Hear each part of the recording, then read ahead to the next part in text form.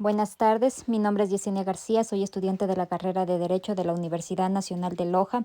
El tema que hoy les voy a hablar es acerca de la supremacía constitucional en el Ecuador bajo la dirección del doctor Manuel Uchoari.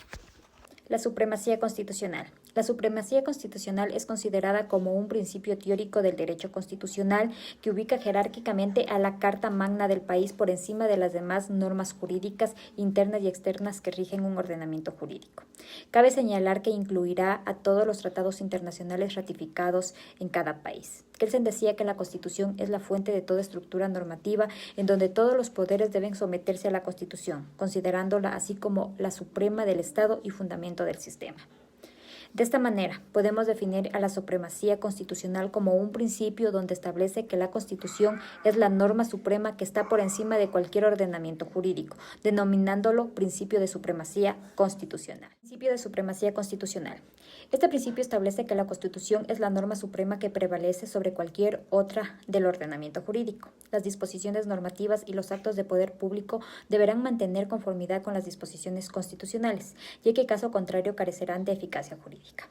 Este principio es característico de un Estado constitucional de derechos y justicia, en el cual todos los poderes y autoridades públicas deben someterse a la Constitución.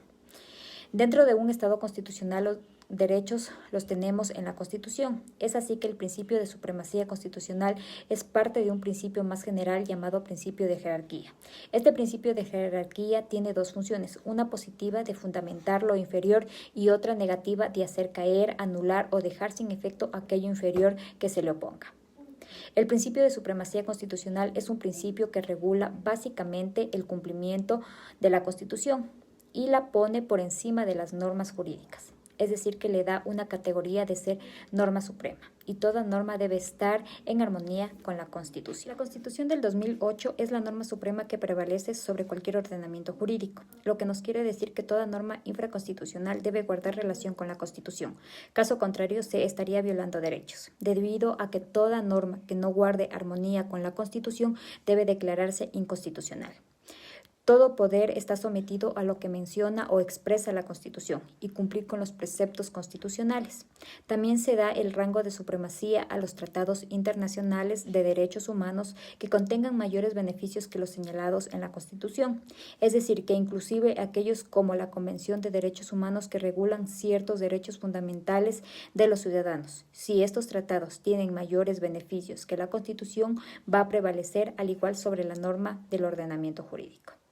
Es decir, que se le da el rango que se le da a la Constitución del Estado como una ley fundamental. Toda persona, autoridad e instituciones debe sujetarse a la Constitución.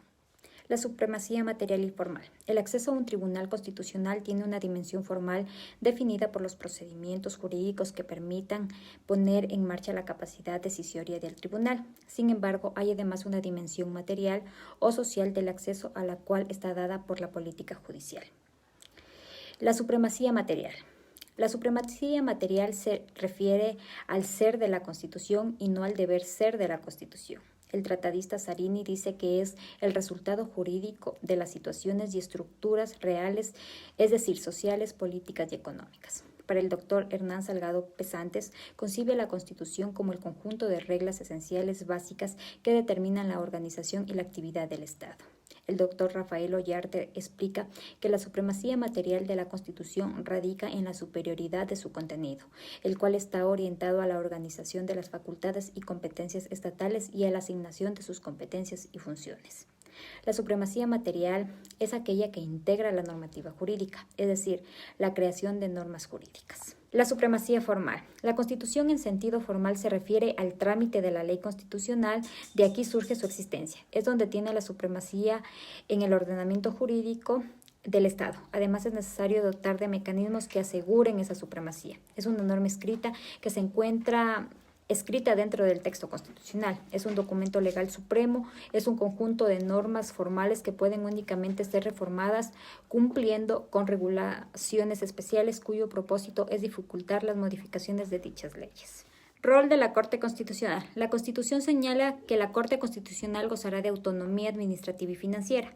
La ley determinará su organización, funcionamiento y los procedimientos para el cumplimiento de sus atribuciones. Es decir, que la Corte Constitucional es el máximo órgano que defiende su constitución y la supremacía. Además, se encarga de aclarar, controlar e interpretar y administrar justicia constitucional, ya que se encarga de interpretar a la Constitución como norma jerárquicamente superior.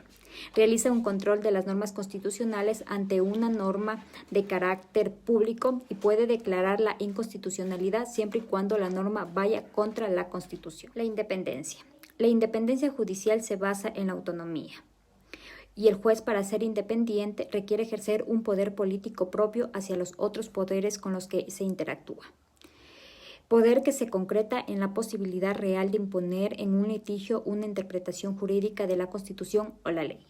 La Constitución señala que la Corte Constitucional posee autonomía, por tanto tiene independencia judicial debido a que tiene poder propio que le permite emitir sentencias que son vinculantes para los jueces de la función judicial y que deben tomar en cuenta al momento de emitir sentencias que tengan relación con los casos ya analizados por la Corte Constitucional. Es independiente porque tiene la autoridad de realizar interpretación jurídica.